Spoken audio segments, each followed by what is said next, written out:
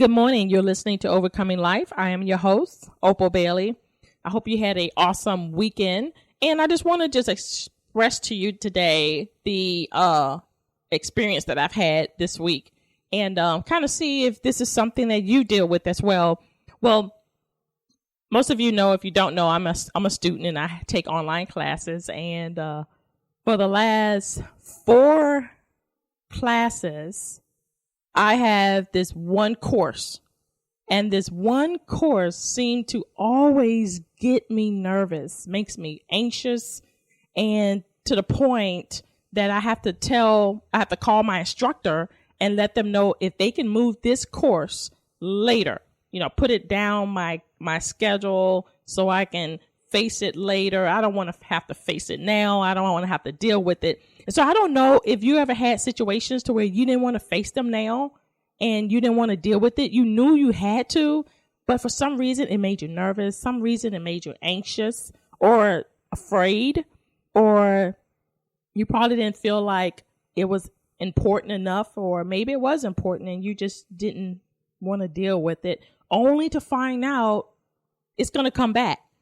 So with this situation that I had, I completed majority of my courses only to find out this one course came back to me. And the moment that I saw it, I became anxious. I was afraid. I was like, no, I don't want to do this course. And I don't know, some people may be okay with certain courses, some of them may not bother you as much. It could be a piece of cake, but this course had me so anxious to where my hands were sweating. And then I had to realize, okay, I'm gonna have to take it because it's for my, I have to complete it for my graduation. So I have to take it, and I'm either going to call my instructor again and ask them to push it down, or I'm going to go ahead and face my giant and take care of it and settle it. So I am facing my giant, and this course is math. And I cannot something about math to me, it just makes me shiver all over. And I was thinking about, why is this course so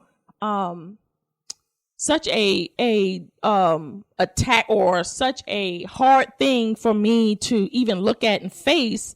And it reminded me about my time in high school. And I thought about it because in my high school year, when I was 18, on my last year in school, I was pregnant at the age of 18. And because of my difficulty and problems with my pregnancy, I wasn't allowed to go to school anymore. So I actually, for the 6 months or 9 months that I've had left, I was bedridden, in bed the whole time for my pregnancy. And I wasn't able to do anything but to go to the bathroom and go right to the bed. I couldn't walk around in the house. I couldn't walk around in my room. It was that detrimental for me. And I remember not being able to finish school with everyone else, getting up, going to class and seeing my friends and everything. And so my mom had to hire a tutor for me. So this tutor would come in and he would give me the required homework, everything that I need to take care of. And I would just have to do the homework. He'll come the next day at a designated time and he would pick my homework up. He would give me more homework. Well, during this time, I kind of felt that I was cheated in a way for my own personal development, because he wasn't available for me to ask him about how to work certain problems or certain math problems that I didn't quite understand. And so for the ones that I left blank, he would always say, don't worry about it. Don't worry about it. That was his famous word. Don't worry about it. And I did worry about it, but I didn't know how to approach it. And I said, well, I might have to do it later, or it may come around again, or maybe that's something I need to get a math book on, because these problems wasn't even us, I didn't have a math book or an English book. These were just copied papers that was given to me, and I would just write my answer and just give it to them. Now, I would work these problems out the best way I could, but I didn't know if it was right, didn't know if it was wrong. So instead of some of the problems I had, I didn't know what to do, so I just didn't put anything on there and just hope that, I graduated, because at the end of your last year of high school, that's like your pivotal moment.